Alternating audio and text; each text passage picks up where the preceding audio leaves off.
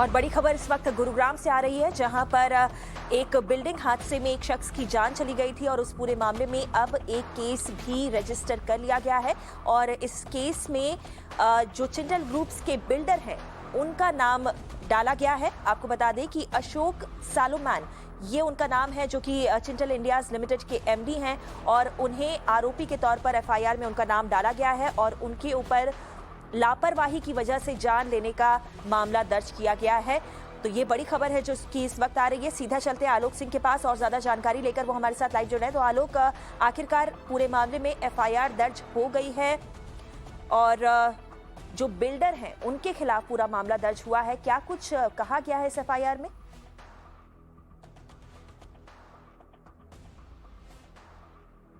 जी बिल्कुल गौरी, देखिए ये लाजमी था कि केस रजिस्टर होगा और जो बिल्डर है, क्योंकि जो बिल्डिंग मटेरियल है उसका इस्तेमाल बताया जा रहा है वो खराब तरीके से किया गया था, जिसके कारण ये हादसा हुआ है। फिलहाल मैं यहाँ की तस्वीरें दिखाऊंगा। देखिए ये चिंटल्स पैराडाइज लिखा हुआ आपको दिखाई देगा। मेरे कैमरा पर्सन आमिल आपको दिखाएंगे। वहाँ पर हरे रंग का जो पर्दा दिखाई दे रहा है आपको, वो हरे रंग का जो पर्दा है वही छठा फ्लोर है।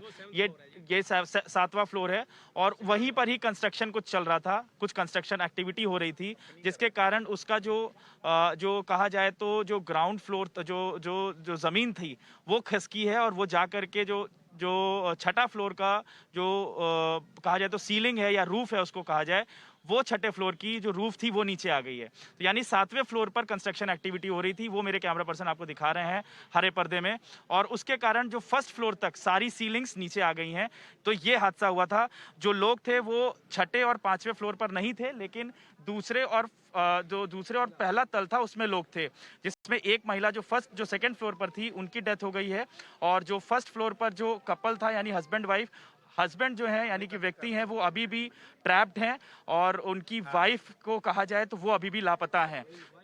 तो अभी फिलहाल उनके लिए जो है रेस्क्यू ऑपरेशन जारी है अभी भी अंदर। तो बहुत बड़ा हादसा है। मेरे साथ एक व्यक्ति हैं जो कि 16वें मंजिल पे रहते हैं, क्योंकि 18वें मंजिल की बिल्डिंग है। वो बता रहे हैं कि काफी ज्यादा कंप्लेंट वो ऑलरेडी बिल्डर्स के खिलाफ दे चुके हैं, क्योंकि कई सारे हादसे इस तरह के हो चुके हैं। सर, सबसे पहले तो अपना नाम बताइएगा। मेरा नाम विजय चौहान है। अच्छा, क्या कब से रह रहे हैं आप? ये बिल्डिंग कब बनी थी और कितने रुपए में आपने खरीदी थी सर? 2018 में पोजीशन ली। ये हमें जो पड़ी थी उस टाइम पड़ी थी ये 1 करोड़ 30 से 40 लाख रुपए में। अच्छा, और फिर 10 लाख रुपए इन्होंने बिजली के लिए, तो बढ़ाते बढ़ाते 1,50 के आसपास पड़ी है। टोटल मिलाकर के 1.5 करोड़ की। 1.5 करोड़ की। और कितने रूम हैं इसमें? 4 बेड सर्वेंट है, 3150 है, लेकिन मेरा वाला 2630 है। 3150 और महंगा है। ठीक है, यानी कि 3150 स्क्वायर फीट की आप बात कर रहे हैं। उसमें ये जो डाइनिंग रूम था वो उसका बताते हैं, वहां से उसकी सीलिंग गिरी।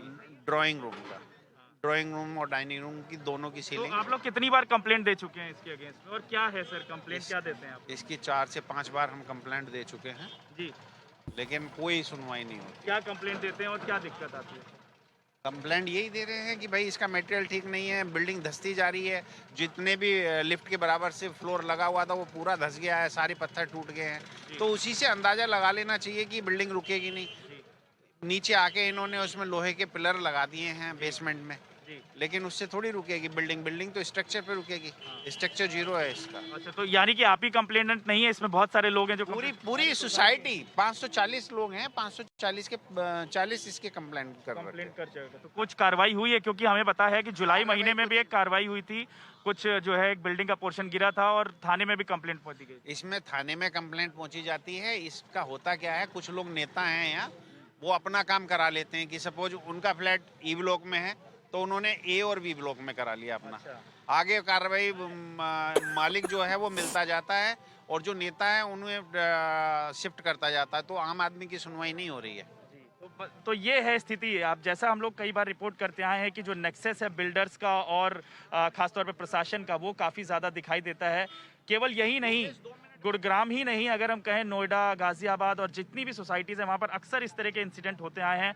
हादसा काफ़ी बड़ा है, एक व्यक्ति की मौत हो चुकी है, 2 लोग अभी भी ट्रैप्ड हैं और हो सकता था ये हादसा और बड़ा हो सकता था, लेकिन फिलहाल स्थिति जिस तरीके से है उसमें बिल्कुल जो यहाँ के लोग हैं उनकी बात मानी जाए तो वो प्रोटेस्ट करने जा रहे हैं। बताया ये जा रहा है कि अभी आकर के वो डिमांड करेंगे कि जो बिल्डर हैं उनकी गिरफ्तारी जल्द से जल्द हो।